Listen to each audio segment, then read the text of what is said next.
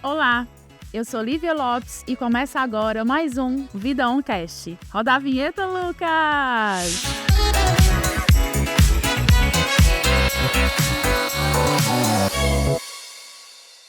Gerar e viver um puerpério. Será mesmo que é possível descrever todos os sentimentos que essa fase traz? Medos, inseguranças, julgamentos, dúvidas, transformações, alegrias e até solidão. O Vida Oncast de hoje fala sobre os desafios do pós-parto e o papel do homem nessa jornada. E para conversar comigo, eu recebo hoje aqui a doutora Carla Gonçalves, ginecologista. Bem-vinda, doutora Carla. Obrigada, bom dia. Bom dia. E é mãe do Pedro, né, doutora Carla? Tava aqui me falando do Pedro. E a gente recebe também a Brenda Yuri, assistente administrativo e mãe do Miguel, de 6 meses. Meu bebê. Seu bebê. Bem-vinda, Brenda. Obrigada. Bem, eu não sou mãe. A gente estava conversando aqui nos bastidores, né? Que eu não sou mãe. Então, para eu me preparar para esse episódio, sempre convivi com muitas mães, né? Minhas irmãs são mães, minhas colegas de trabalho são mães, minhas amigas da minha idade já são mães. Então, para me preparar para esse episódio, eu fui conversar com essas mães. E qual foi o ponto principal que eu ouvi, além dessas dúvidas, dessas interrogações e dessas transformações? A importância do papel do homem, do parceiro, de dividir a responsabilidade, de não só falam muito hoje, a gente estava conversando antes, né, doutora Carla, você falando que hoje já existe até uma consciência maior desses homens, que homem não tem que ajudar, homem é pai e também é papel dele. E conversando com você, Brenda, né, você falou pra gente do Rodrigo, que a gente convidou o Rodrigo, que é seu esposo, para vir pra cá. A gente tá perdoando o Rodrigo, viu, Rodrigo, por você não ter vindo, mas da próxima vez você tem que vir. A gente vai mandar uma canequinha pro Rodrigo, que ele merece. Isso. E aí você estava falando do Rodrigo, e quando a gente estava conversando com você, construindo esse programa, você falou da importância do apoio, né, e da presença do Rodrigo. E aí, como ele não pôde vir, a gente queria muito que, né, a gente e vocês também que estão assistindo vissem o depoimento do Rodrigo. A gente vai trazer aqui o Rodrigo, o Lucas vai soltar aí o VT, né, Lucas? Do Rodrigo aqui na nossa tela, falando como é que foi a experiência dele nesse processo do pós-parto da Brenda. A minha participação no pós-gestação da Brenda foi no começo dá bastante nervosismo, né? Quando a gente recebe o Miguel ali bem pequenininho, a gente fica meio assim. O Miguel, quando chegou, durante os 3 meses dele, ele sentiu bastante cólica durante a noite, né? E a gente não, né? Eu tentava pelo menos dar um auxílio pra Brenda, deixar ela um pouquinho mais calma com essa situação, né? Que era tudo novo pra gente, né? Então, o que eu tentava fazer é acalmar ela, tentar acalmar ele também, pôr ele de barriga pra baixo pra tentar amenizar um pouquinho a cólica dele e tudo. E foi 3 meses aí de bastante luta, viu? Com a Brenda foi igual eu falei, eu tentava deixar ela o mais calma possível aí, tentando dar um apoio pra ela, um colo, um conforto, né? Pra ela se sentir segura, né? É isso que a gente tem que fazer, nós homens, nós maridos, a gente tem que tentar deixar a nossa esposa o mais confortável possível para ela ter colo e para ela ter confiança, né? Para tentar auxiliar ela e tudo. Legal, eu amei o relato do Rodrigo, principalmente quando ele fala dessa importância de você dar segurança para a mãe, né? E Brenda, eu estava conversando um pouquinho antes da gente gravar com a Carlinha, que é a minha colega de trabalho, e eu estava perguntando para ela como é que tinha sido a experiência dela. E ela falou uma coisa que eu achei tão interessante, que ela falou assim, em cima da minha cabeça tinham muitas interrogações nesse período. E eu quero saber como é que foi para ti, o que é que se passava pela tua cabeça? É muito difícil. A gente, quando engravida, principalmente eu que foi a primeira gestação, você acha que é só gestar, nasceu e acabou, fim, não tem mais. Só que quando nasce a primeira noite, a cólica, você realmente, você faz, é um questionamento incrível e ao mesmo tempo desesperador. Porque muitas vezes à noite, ele chorando, eu dando de mamar, e eu pensava o que eu fiz da minha vida, para quem que eu vou entregar essa criança, eu não vou dar conta, é muito pesado, eu quero dormir, eu quero poder dormir. E aí você começa a vir tanto questionamento, só que ver ele olhando para você dá uma some um pouquinho, né? Esses questionamentos você esquece um pouquinho. Mas é muito difícil para você entender. Eu tive uma rede de apoio muito boa.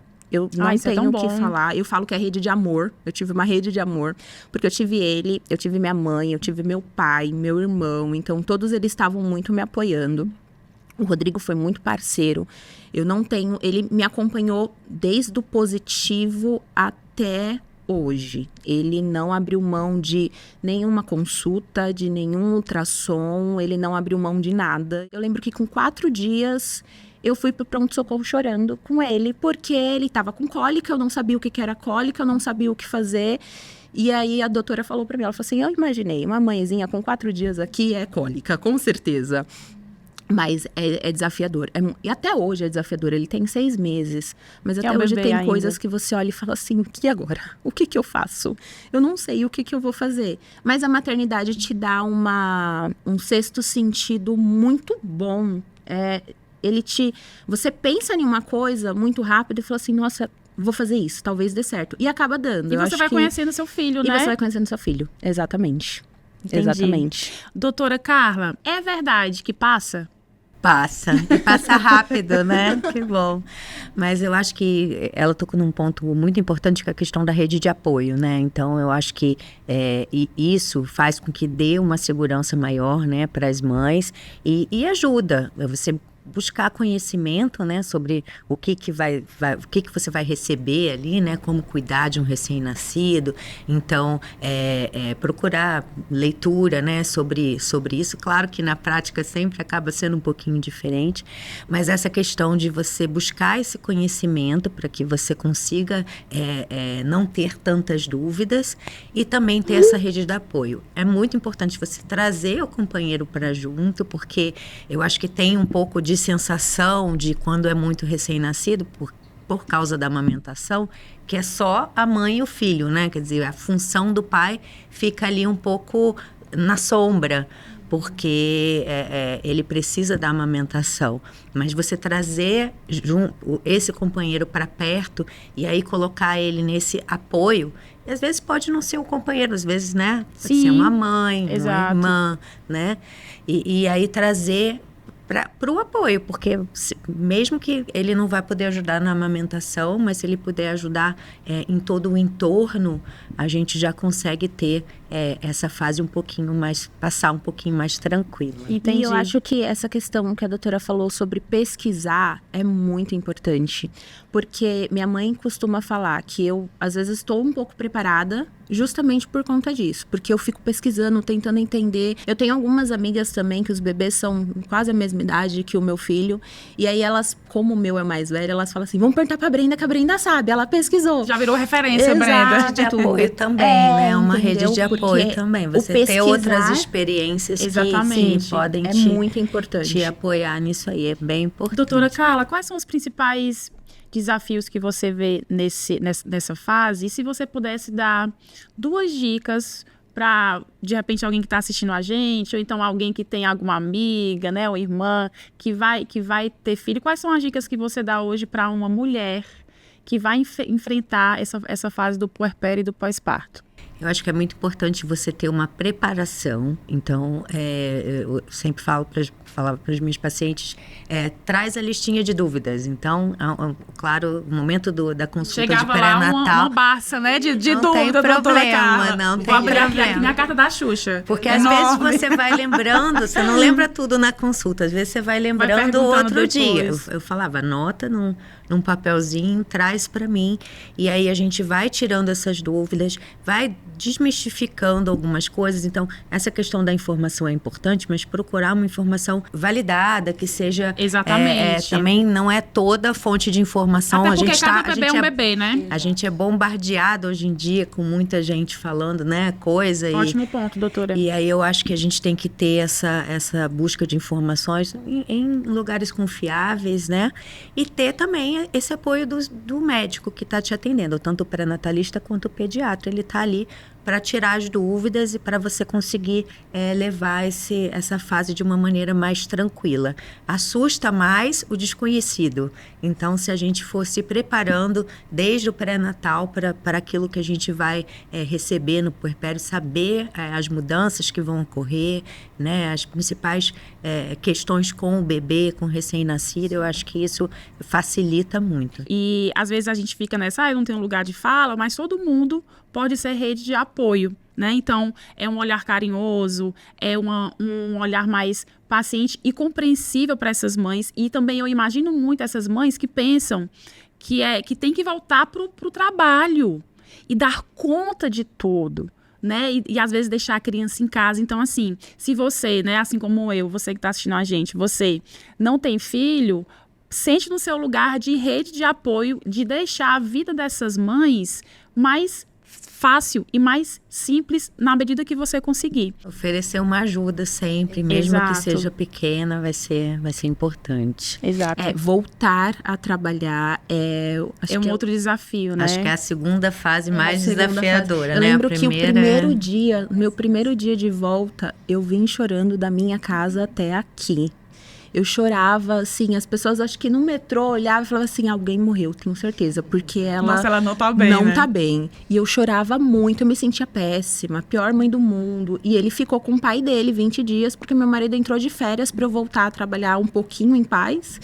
E aí eu pensava, mas ele tá com o pai. Mas chorando, horrores, porque eu me sentia muito mal. Eu era uma Culpada. péssima mãe. Eu tô deixando meu filho sozinho em casa. O que eu faço? O que me deu, assim, uma paz é que nós temos a sala de lactação. Então eu conseguia verdade. tirar o leite para levar para casa para ele tomar. A gente tem, verdade. Exato. Então, assim, a volta é massacrante, assim. Aí, quando eu cheguei no setor, uma das meninas me viram, já veio me abraçar, e aí eu acabei de chorar também de novo, porque essa separação, são 5 meses com um bebê só seu, você e ele, e aí você ter essa separação é um momento muito difícil. Então, ter essa rede de apoio também dentro da empresa, com as mães que estão voltando, é muito importante também.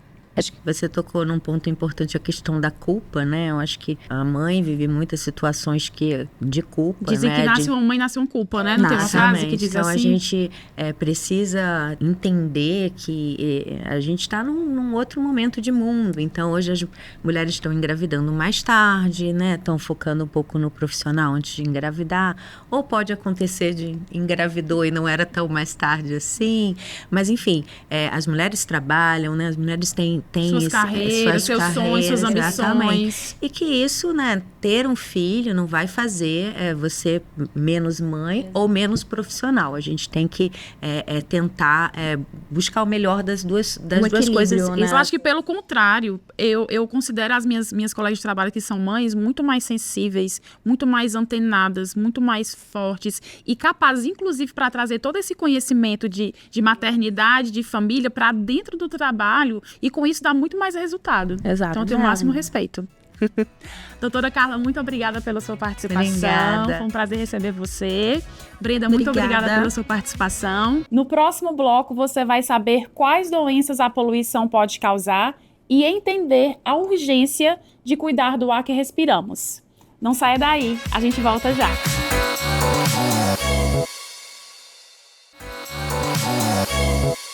Hoje, nosso papo é sobre algo que todo mundo vem sentindo na pele, ou melhor, nas vias respiratórias. Você é aquela pessoa que toda vez que muda o clima fica doente? Ou você conhece alguém que tem rinite, sinusite, otite, todas as ites? Os jornais, pesquisadores e estudiosos avisam: as mudanças climáticas já são uma realidade. Segundo a Organização Mundial da Saúde, até 2030, por conta das mudanças climáticas, até 230 mil pessoas podem morrer por ano. Mas e aí? Como é que cuida da saúde com tanta instabilidade? Hoje eu tô com muitas dúvidas. E eu tô aqui com o Flavinho, o meu co-host. Bem-vindo, Flavinho. Pessoal, Flávio obrigado, Freire, Livinha. head de conteúdo. Eu gosto de fazer episódio acompanhada, viu, doutor Rodrigo? Eu não gosto de ficar só, não. Gosto de ter gente que pergunte comigo. E também estou aqui com o doutor Rodrigo Sadenberg, gerente médico nacional de pesquisa da Apivida. Bem-vindo, doutor Rodrigo. Muito obrigado, agradeço a oportunidade de poder falar para as pessoas a importância desse tema que nós vamos falar hoje. O prazer é todo nosso. A gente estava aqui no maior papo com o doutor Rodrigo e a gente estava falando das questões respiratórias, né, doutor Rodrigo? E a gente estava falando que a urbanização, o mundo só anda para frente, né? Então, a urbanização, o crescimento das grandes cidades, o aumento da poluição contribuem para as doenças respiratórias. Isso é um fato. Agora, a pergunta que não quer calar. Em meio a tanto calor, umidade, frio, poluição, chuva, como é que a gente protege o nosso pulmão e a nossa respiração? Tem algumas dicas práticas que a gente pode aplicar ao nosso dia a dia para proteger o nosso pulmão e a nossa respiração? Sim, ótima pergunta. Essa é uma dúvida que as pessoas têm tido muito, né? E me mandado muito no Instagram essa pergunta. Na verdade, o que acontece? O mundo só cresce. E com isso, a gente esquece da nossa saúde. E quem paga o preço somos nós. Então, o que acontece? Com o aumento da poluição, né, a gente tem várias partículas em suspensão no ar. Imagine você, te falei, você mora em São Paulo? Para quem mora em São Paulo, você fuma de saída de 5 a 7 cigarros por dia. Eu fiquei chocada. Tu sabia É disso? uma informação realmente que você se assusta, né? Eu fiquei assustada. Quando você pensa. Eu até brinquei com o doutor Rodrigo. Se você falar isso no episódio, eu vou levantar da mesa e vou chorar. Calma, isso é apenas o começo. Isso é apenas o começo da nossa conversa. E nós temos aí vários gases tóxicos suspensos, monóxido de carbono, dióxido de enxofre, ozônio, o gás radônio, e todos eles sabidamente são maléficos à saúde. Respondendo à sua pergunta, o que a gente pode fazer para minimizar os danos do contato que nós temos? Porque nós aspiramos o que está suspenso no ar. Isso é inevitável. Não tem como a gente fugir disso.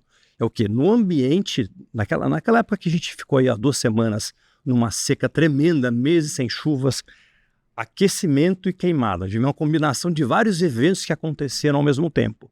Então, o que aconteceu? O ar ficou mais seco, nós chegamos a ter aqui 10% de umidade do ar. Só para você ter uma ideia, em termos comparativos, o deserto do Atacama, que é próximo do insalubre, é 20%. Então, nós ficamos pior do que o deserto, em termos de umidade. Aquecimento e queimada, é a fuligem. Tudo isso aí ficou no ar e nós respiramos isso aí. Então, quem mora próximo às queimadas e quem mora próximo às fábricas, a recomendação do Ministério da Saúde, naquela ocasião, era utilizar máscaras. Sim. E fazia todo sentido isso aí. Teve até um climinha, eu ficava assistindo jornais e vendo as fotos dos meus amigos que moravam nessas regiões, eu fiquei lembrando da pandemia. Sim. Sim, é Porque verdade. todo mundo usava máscara para se E a proteger. recomendação, inclusive, para quem mora muito assim, ao lado das queimadas ou quem trabalhava ajudando para apagar os incêndios, é usar a N95, que é aquela máscara que protege das micropartículas. A máscara cirúrgica não protege das micropartículas. E elas, nós vamos falar mais tarde delas. Elas são o motivo principal hoje da relação com o câncer de pulmão. E outra coisa importante se fazer também é umidificar o ambiente. Ah, mas eu não tenho umidificador. Não tem problema, você põe um balde com água, você pode colocar toalhas umedecidas ao redor. Isso ajudou muito naquela ocasião. E o mais importante de tudo é não se expor ao sol entre as 10 e 16 horas, hidratar bem, a gente fala bem aqui, o mínimo é 2 litros de água por dia. Então, as recomendações principais eram essas naquela ocasião em que nós enfrentamos os 2 fenômenos simultaneamente. Essa foi essa questão da proteção, né? Entendi. O maior desafio que eu percebo em relação a isso é porque quando existe um fenômeno, por exemplo, tá tendo uma queimada e você vê o fogo, você consegue saber, aqui tem um fogo, vou me proteger. Mas quando a gente sai de casa, ninguém vê o ar. A gente não consegue, não é algo palpável. Então verdade. você falou aí de várias coisas que tem no ar e a gente fica, caramba, então a gente realmente precisa se proteger. Porque por a gente não ver, a gente pensa que é inofensivo, mas a gente consegue sentir. Tem que ser um cuidado constante, né? Existe esse cuidado mais emergencial em situações como essa, mas um cuidado Perfeito, constante, Flávio. Sem dúvida. com a nossa respiração, com o ar, né? Sim, Isso. sim. E é importante dizer também assim, quem tem já problema respiratório, otite, rinite, ou crises alérgicas como bronquite, por exemplo, ou asma, que é uma reação da via aérea, essas pessoas tiveram exacerbação dos sintomas durante esse período e podem continuar apresentando isso na evolução, porque a gente continuou com o ar numa qualidade muito ruim ainda, né? Não sei se vocês se lembram, teve um instituto suíço, é uma plataforma, que estava qualificando o ar no mundo. E São Paulo figurou entre as 3 capitais mais poluídas do mundo. Rinite, otite, sinusite, sempre tá nas principais buscas Verdade. do Google. Não é? Porque a maioria das pessoas tem. Então, nessas épocas, né, doutor Rodrigo, elas ficam ainda mais frequentes, não é isso? Mas tem um dado importante. Além de ficarem mais frequentes, quem não tem pode apresentar também. Ah, então, por exemplo, eu não tenho, mas eu posso Mas você pode ter uma desenvolver... rinite por conta do ar, da qualidade do ar, que estava muito ruim. Ah, entendi. Você pode apresentar. Entendi. Então não é que você não tem, você não pode ter. Você pode ter. O que acontece, a preocupação maior é quem já tem, porque quem já tem vai exacerbar. Então imagina um paciente idoso com pneumonia. A pneumonia pode piorar por conta da qualidade do ar. Entendi. Criança abaixo de 5 anos, por que preocupa? Porque não tem sistema imunológico totalmente formado ainda. Então são pessoas mais propensas a infecções respiratórias. E um dado importante, quase a metade das mortes por pneumonia em crianças abaixo de 5 anos é por causa da poluição. Não Assustador sabia. esse número.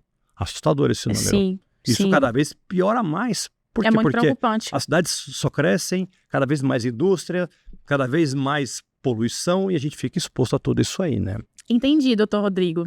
E, Flávio, essa questão do meio ambiente tem tudo a ver com a saúde, né? É verdade, Livinha. Saúde, cuidar do meio ambiente, isso tem tudo a ver conosco aqui na Apvida, né? Inclusive aqui na Apvida, a gente ciente do nosso tamanho, ser o maior ecossistema de saúde da América Latina, a gente, além de políticas voltadas para esse cuidado, né, com o meio ambiente, a conservação do meio ambiente, existem áreas específicas para isso, áreas de sustentabilidade, área de meio ambiente, com diversas iniciativas e programas, né, como Guardiões do Meio Ambiente. A gente tem preocupação, utilização de energia renovável, descarte adequado de resíduo, entre várias outras coisas. E aí, doutor Rodrigo, dentro desse contexto, se nós não nos cuidarmos, quais doenças a gente pode ter? Essa pergunta é imprescindível, porque as pessoas imaginam que porque a gente respira um ar poluído, só os pulmões acabam sendo acometidos. Isso não é verdade. O que acontece? Nós temos algumas partículas em suspensão no ar, muito pequenininhas, são micropartículas, chama MP2,5.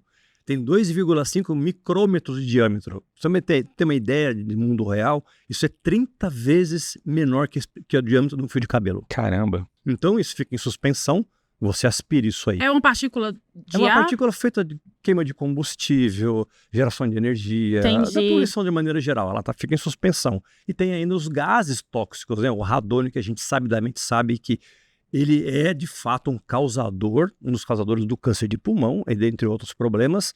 Monóxido de carbono, que é a emissão dos gases, que é da queima de combustível dos carros e assim por diante. Toda essa combinação dessas partículas, o que acontece? Quando a gente respira esse ar vai até os alvéolos, que é a menor unidade respiratória que nós temos nos pulmões. O sangue absorve essas micropartículas e elas caem no sangue. Então não é só câncer de pulmão ao longo do tempo da exposição. Nós temos maior risco de infartos, de isquemias coronarianas. Entidade. Até Eu não de sabia AVC. Eu não disso. fazia a menor Por quê? ideia. Porque essas substâncias, elas caem no sangue, elas obstruem as artérias. E o que causa o infarto? A obstrução da artéria coronária. A gente pensa que a gente tá respirando e tá tudo indo pro pulmão, mas na verdade tá indo pra todo o nosso corpo. Todo o Compromete seu corpo. todo o nosso... Tem mais paciente com AVC por causa da poluição, tem mais paciente com Caramba. infarto, com angina e com Eu doença vou comprar uma coronariana. máscara hoje. Ou embora para Jericoacoara. Ou embora pra Jericoacoara, né, doutor? Então essas doenças são doenças assim, que mais matam no mundo, são as doenças cardiovasculares. Então o pulmão é sim acometido de forma grave. Você veja, mesmo o câncer, ao longo do tempo de exposição, é uma das doenças, e hoje é uma preocupação mundial, até da OMS fez esse alerta. Existem regiões no mundo em que nós sabemos que o combate ao tabagismo cresceu muito, o número de tabagistas caiu e o câncer de pulmão continua aumentando. E hoje ainda é o tumor que mais mata no mundo. Por causa do ar, então. O ar é um dos principais fatores. Claro, tem multifatorial o câncer, mas o ar hoje... Essa má qualidade do ar. A poluição no mundo inteiro é um dos fatores causadores do câncer de pulmão. Então, além do câncer de pulmão, o ar também pode causar AVC. A poluição pode... câncer de pulmão, doenças pulmonares várias, como enfisema, por exemplo, fibrose pulmonar, que o pulmão para de funcionar literalmente, AVC, acidente vascular cerebral, por isquemia, por obstrução das artérias pelas micropartículas que ficam circulando no sangue, doença coronariana, infarto.